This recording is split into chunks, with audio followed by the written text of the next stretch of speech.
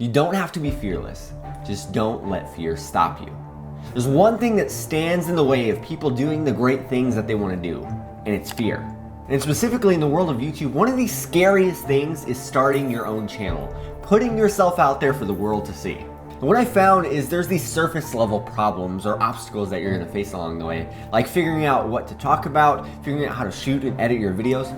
But what is arguably even harder is the internal battles that you're going to face. So in this video, I'm going to take you on a journey of me starting my own YouTube channel and facing those fears. So sit back, relax, and let's begin. So a little backstory, I've been a long time consumer of YouTube. Like if I want to be entertained, YouTube. If I want to learn something, YouTube. If I want to figure out if it's okay to hang a mirror above an outlet because I'm not handy at all, but I really don't want to burn my house down or kill myself, Google. But you get what I mean.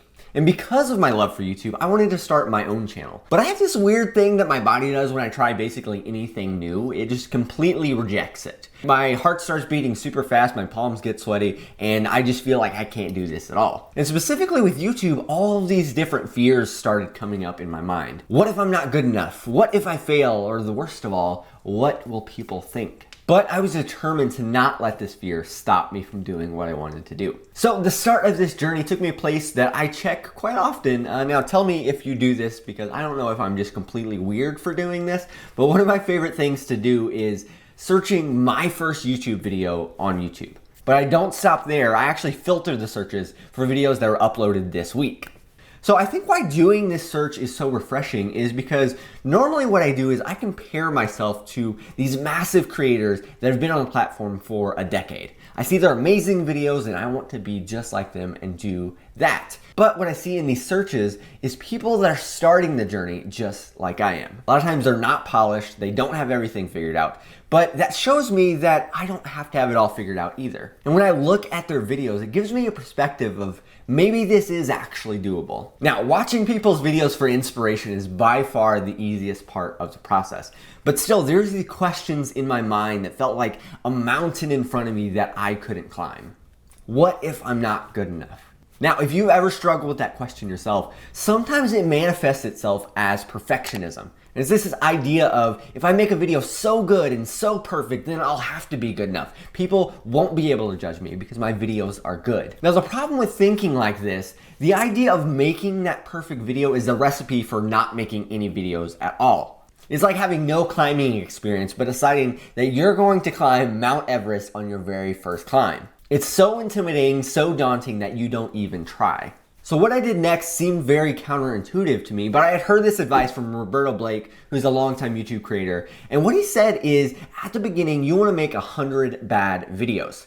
Now, I remember when I heard that, I'm like, I don't even want to make one bad video. So why should I focus on making 100 bad videos? But actually what it does is it takes the pressure off you.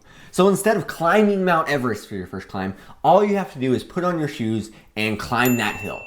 Now it's much less impressive, but it is also much more doable. So that was what I started with. I'm going to make my first bad video. And now came probably the hardest part of the entire process. I remember I created my first bad video, I shot, I edited, and I have it all done. I did some light editing. I didn't even create a thumbnail for it. But I remember sitting and staring at the computer screen and being like, no one can see this. Like, this bad video, I don't want anyone to see. Now, I had come to terms with the idea of making bad videos, but I'm like, I don't want other people to know that I make bad videos. And that's when I figured out that what's even harder than coming up with what to say or shooting or editing your video is still those internal struggles, those questions that still came back to my mind. What if I'm not good enough? What if I fail? And what will people think?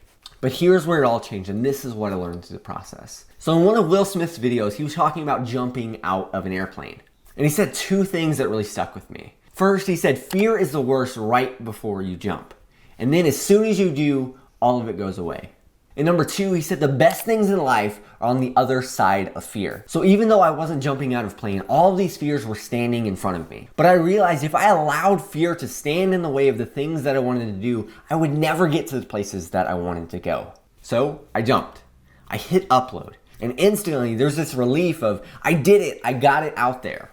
And just doing that has honestly made every other video so much easier. So if you're in that spot right now, or you've wanted to start a YouTube channel for a long time, you know what to do, but you still have fear staring you in the face, look at other people's first video, make your first bad video, and as Sean Cannell says, punch fear in the face and just hit upload. Hey, if you found this helpful at all, go ahead and hit that subscribe button. And if you do upload your first YouTube video, comment "I did it" down below this video and we will all cheer you along. See you next time.